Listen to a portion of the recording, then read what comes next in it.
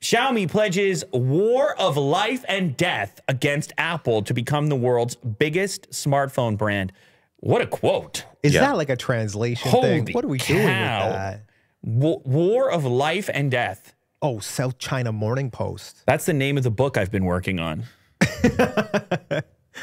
Xiaomi founder and chief executive Lei Jun said on Chinese social media platform Weibo that the company will specifically focus on the high-end segment of the global smartphone market in an effort to directly rival Apple, attempting to fill the void left by Huawei. Huawei was previously China's largest smartphone vendor before being forced to pull out of the U.S. market. Lei explained that Xiaomi seeks to become the world's largest smartphone vendor within 3 years. Here is the quote.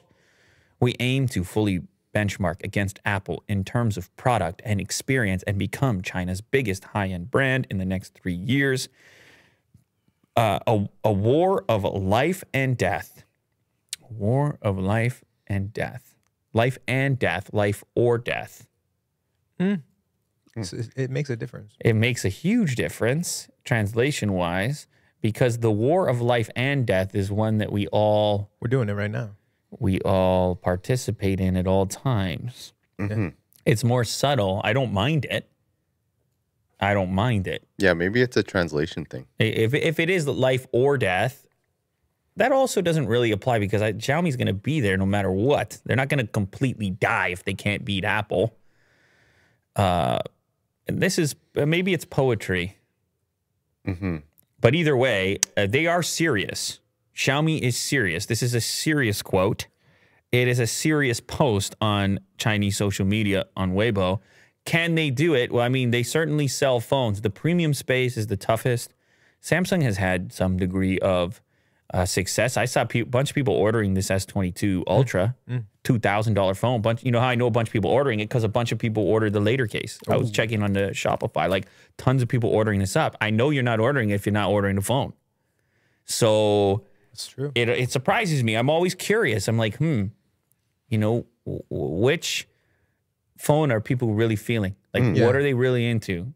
And when it comes to Samsung, they're okay with these premium prices, at least a subset, like some of our viewers. I mean, whatever that data point means to you. It's not like I'm tracking anybody or anything. He knows your location. No, I don't. Didn't Xiaomi start off pretty high end? Like they had ceramic bodies and stuff on the first few iterations. Oh yeah, no. They've definitely done it. I don't think they've ever sold a phone for $2,000. No. Which is and tell me if I'm wrong here, but Xiaomi has some deep beef with Apple because didn't Xiaomi do the first notch ever? Xiaomi had the first notch ever on a phone, and then Apple just scooped it and took all the press for it. I'm not sure. I remember looking at it's like the Me Too. It was the Vivo, right? Well, I looked at a couple of phones that were notchless. Vivo was notchless. I'm talking. Xiaomi had this ugly notch coming down from the top. It was the first phone to do it, I think. Yeah, you could be right. So that's beef right there. They want to take Apple out for stealing their cred. Listen, I think anyone would be happy to take Apple out or take Apple customers or take Apple money. I mean, the profitability's off the charts. As you can see, this article being posted on Mac Rumors. So it's like the Apple fandom extends even beyond purchasing the product. It's such a war. Yeah. It's you know what it sounds like to me? Rile them up. It sounds like a war of life and death.